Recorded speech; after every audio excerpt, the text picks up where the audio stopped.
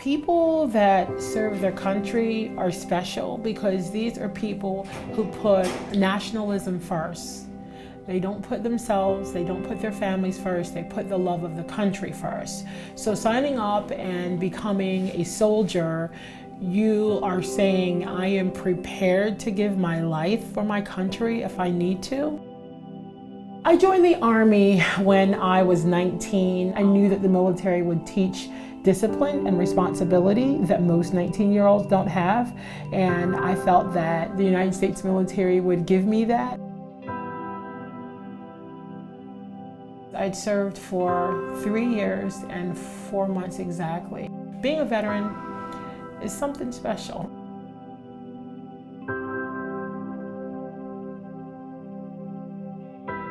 I got a job doing retail, right? Just got a job doing retail. And I was like, used to having stability, you know? When I was in the military, I had a part-time job doing nursing on the side. So I was used to a stable income, and here I was making minimum wage. So I found myself going from job to job, and throughout the years, it was income, no income, income, no income. Time went by, and before you knew it, there I was paying rent of $1,000 with 3 children in school, and I was in school. I sent my children to my mom's house for the summer, and I literally camped out in my car. One day of being homeless is long enough. When you wake up and you're not in a locked-in place, or you just can't lay your head down on your pillow, that's an eye-opener. I called a friend of mine in Atlanta and I told her what was going on. And she said, have your kids come here to Atlanta. They can stay the rest of the summer. You go to the VA. She said the VA will help you. Melissa was introduced to Mission First as a vet through the VA. She came to us and she was homeless, living in her car, and she was just trying to find adequate housing for her and her kids. Mission First Housing Group is a nonprofit organization that works to ensure everybody has a safe, affordable place to call home. Mission First develops and manages affordable and sustainable homes for people in need, and we focus on the vulnerable. Often when you talk about homelessness, people might think about the chronically homeless individual that they pass on a street corner. But Melissa's story tells us that it's more complex than that.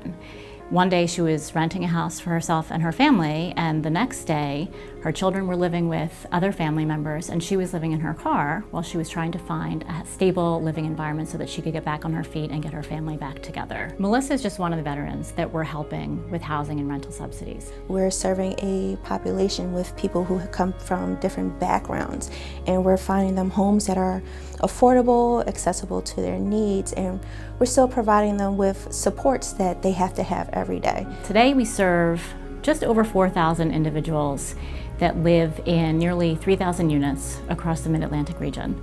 And we provide services, access to supports, and linkage to resources for residents who need a little extra support to help live independently and thrive in their communities.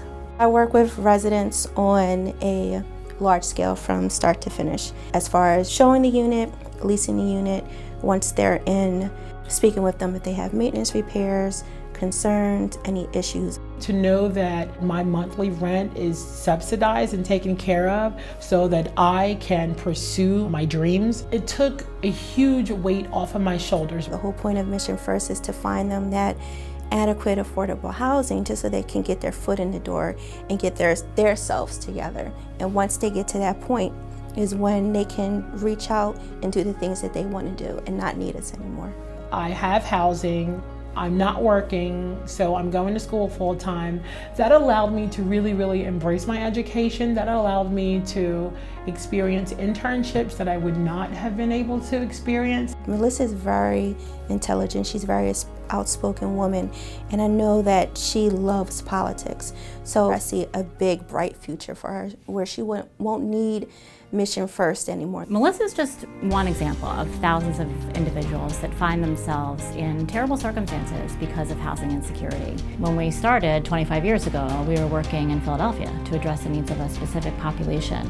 In 2010, Mission First expanded its geographic footprint outside of the Philadelphia area and moved into the Washington, D.C. area, where we have a significant presence today. We serve individuals with disabilities, whether it's mental or physical. We deal with families. Finding decent, affordable homes is not just an issue for the poorest households. The gap between what low-income and working-class families can afford and what's available in the rental market is significant. We continue to expand to new geographies. We go where there is a need and where there are organizations and partners that invite us. We're working to address all of these issues. They're leading the way. They are providing housing.